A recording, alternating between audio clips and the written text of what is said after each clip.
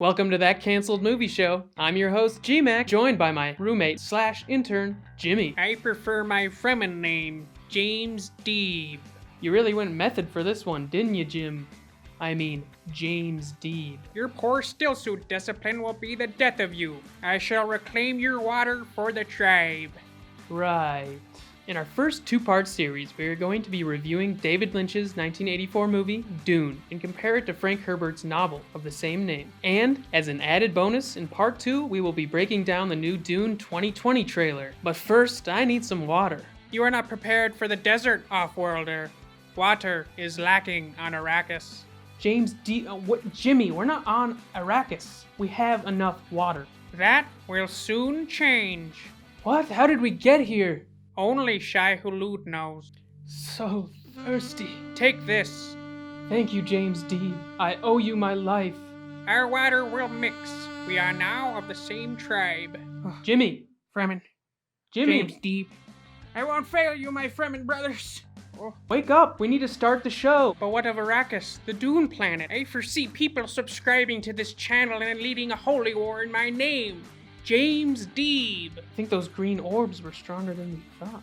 Spoiler alert for Dune 1984 and all other Dune-related media. Going into this movie, I was so excited. I hadn't seen it since I was but a wee babe back in the 1990s when my older brother showed it to me. I remember thinking it was the coolest movie I've ever seen, but that could have been due to the fact that I was hanging out with my cooler older brother. I vaguely remember the giant sandworms and the weirdness of all the characters. I even remember getting a hand-me-down sandworm toy that belonged to my brother. TLDR, I was smitten with the Dune universe and all its sci-fi wonder. I'm smitten with this new spice cake recipe I found. Fast forward to last year. I'm in a bookstore, and I saw a vision of a distant desert planet. And there it was, the cover of Frank Herbert's Dune. I started reading it as soon as I could, and I was instantly transported to that formative memory from my childhood. Mix in 4 green eggs. I finished the book, a masterpiece. So I decided to rewatch David Lynch's 1984 movie. But by Paul Muad'Dib, I was disappointed. That'll teach me to revisit beloved childhood memories. Add 1 cup water of life. There's a sort of prologue where a Space Guild navigator meets with Emperor Shaddam IV, and I was surprised to say the least. Because in the first book, Duke Leto Atreides mentions that the navigators are so secretive they don't even show themselves to their own men. But the Guild Navigator wants the Emperor to kill Paul. But this plot is taken from the second book, Dune Messiah, where a Space Guild Navigator named Edric conspires with others to murder Paul. And the way the creature looked was not how I imagined. Although the creature effects were amazing and creepy in a Lynchian fashion, I imagined it to look more like this.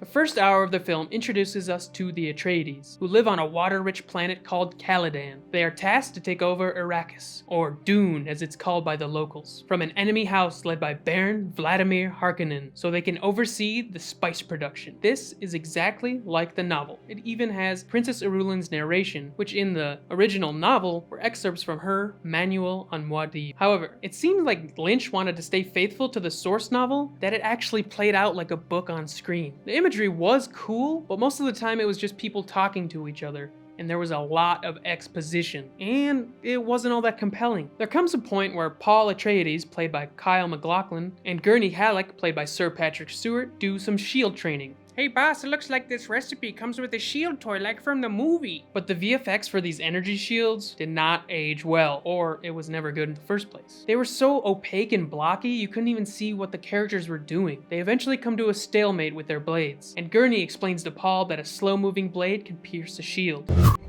How am I supposed to bake in this thing?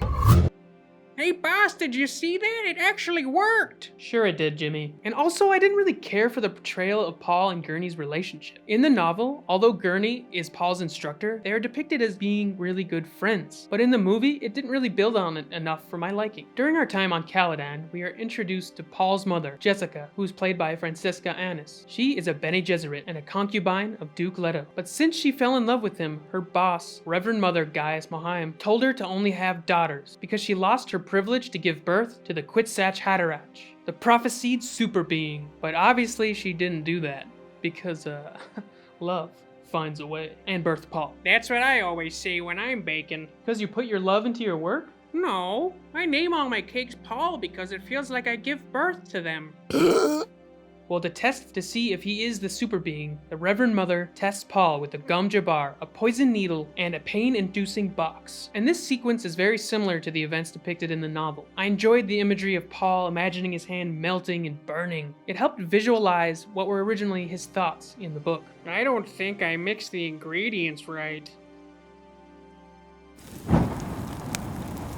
So Paul passes the test, and the Reverend Mother thinks he is the Crash Tash Hash Brown. The Atreides make it to Dune and they meet Liet Kynes, played by Max von Sydow, who is the Imperial Planetologist, or the head of the EPA on Arrakis. He explains the inner workings of the stillsuit to Duke Leto and Paul. And this is done through exposition, but it's warranted because the stillsuit is such a foreign concept. And during this exchange, Kynes notes that Paul already knew how to put on the stillsuit and knew how it worked. And he thinks he will know our ways. Oh, it seems like fire was part of the recipe. All good here, boss. And this is all in the book where it explains that Kynes has gone native and is the secret leader of the Fremen, the native people of Dune. Now, up until this point, the pacing was good. A little slow, but it wasn't boring in my opinion. But as soon as we get to Dune, it's like someone hit the fast forward button on the remote and didn't tell anybody. The events that follow all happen in the book. The Harkonnens come back and take over Dune from the Atreides, killing Duke Leto, and Paul and Jessica entering the tribe to become Fremen. But this first major battle sequence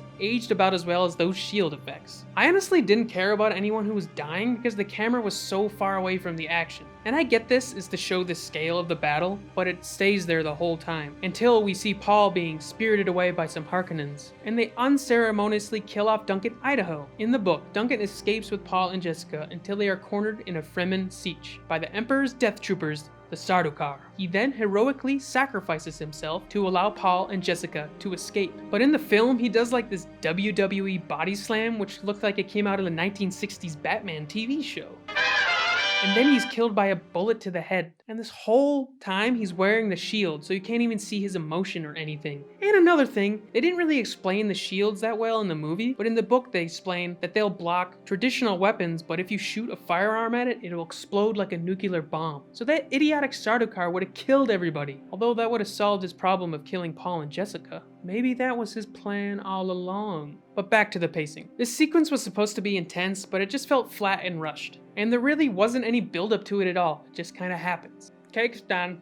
Want a slice, boss? After the episode, and Paul and Jessica escape and meet the Fremen led by Stilgar, as fans of Lynch's other work, Twin Peaks, will recognize, and Chani, played by Sean Young of Blade Runner fame, and they're allowed to join the tribe. And Paul is given the tribe name Usul and the public name Paul Muad'Dib. But this felt unnatural to me, because in the novel, Paul picks the name Muad'Dib, but the Fremen question this because they say it's the name of a desert mouse. And Paul says that although this mouse is small, it is adapted to survive on this harsh desert planet. And this shows that he understands Arrakis and the Fremen more than just picking a name out of a hat, like it appears in the film. And another requirement for admission into the tribe, the Fremen want them to teach them the weirding way. No, it's called CQC, a basic form of close quarters combat, which is a specialized hand-to-hand combat that the Bene Gesserit know. But in the film, voice guns. Dumbest thing I've seen in a while. It works by having a module attached to the throat and it converts vocal patterns into sonic blasts. But save for the times when they show stone exploding when they're practicing, the rest of the time it looks like grown men playing cops and robbers because nothing comes out of the gun. And a lot of the editing doesn't have a cause-effect relationship. Should have stuck with the martial arts, but Lynch didn't want kung fu on sand dunes. Is that a bad thing? Jessica is also tasked to become the Reverend Mother of the Fremen tribe, but it's not explained why in the movie. In the novel, it is said that the Bene Gesserit had planted seeds all throughout the galaxy to build a cult following for themselves. And one of these cults, the Fremen. So they have Jessica drink the water of life, which is a liquid excreted by young sandworms and is highly poisonous. But since Jessica is a Bene Gesserit, she can control her bodily functions so well that she can filter out the poison and comes out on the other side unscathed. But she was pregnant with the Duke's unborn daughter. And you're not supposed to do this ritual if you're pregnant because of the effects on the baby. The baby, Aaliyah, is born fully cognizant, and she has all the memories of her ancestors and all the other Reverend Mothers, and she is called an abomination for being an intelligent, murderous baby. And Paul also decides to drink the water of life, and he gets the power of prescience, and it gives him the ability to see into the past and the future. All of a sudden, we're fast forwarded 2 years. Paul is the leader of the Fremen, and they're leading raids against the Harkonnens to disrupt their spice production, because spice is love.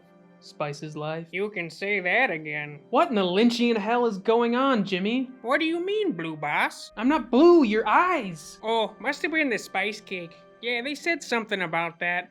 And another thing called prescience? Did you get this recipe from a Dune fan club? No, and to answer your next question, I found it at a thrift store called, Tradies. I mean, you could have guessed that was. You could have guessed that was my next question. Maybe I'll take that piece now.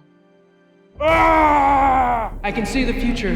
This review is being derailed by a terrible attempt at sketch comedy. Oh, wait.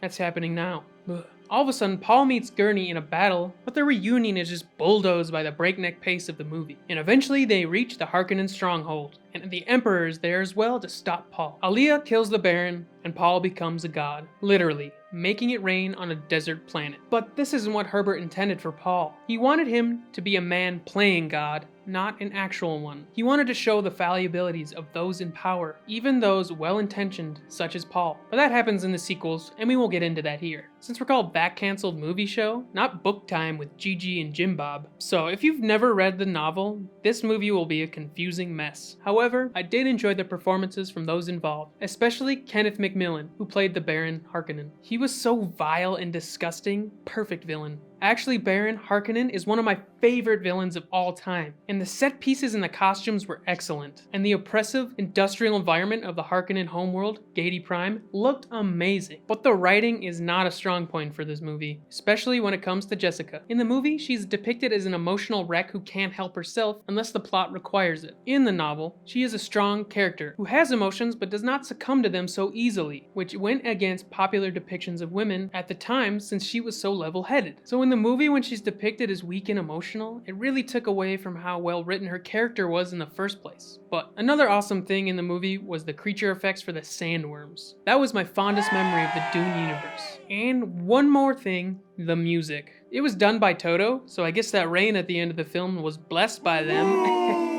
And for the most part, it's a good fit for the movie, except for this one guitar riff during the worm riding sequence. It's just super cheesy. It did not fit the tone. If I had to give a recommendation, I would not. Skip this movie. Even if you've read the novel, it's not going to make it any better, just easier to understand. But I wholeheartedly recommend the book series. I'm on book 3 right now, and it is glorious. But for part 2, we will break down the trailer and compare it to the novel, and see if we can tap into our own powers of prescience.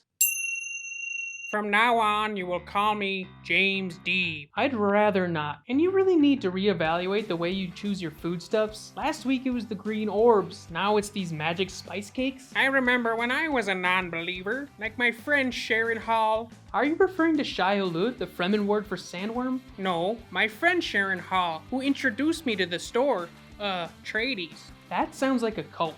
Farthest thing from it. All you have to do is sign in your blood and you can take whatever you want off the shelves. That's a cult. Well, it got me this tasty recipe and all the ingredients.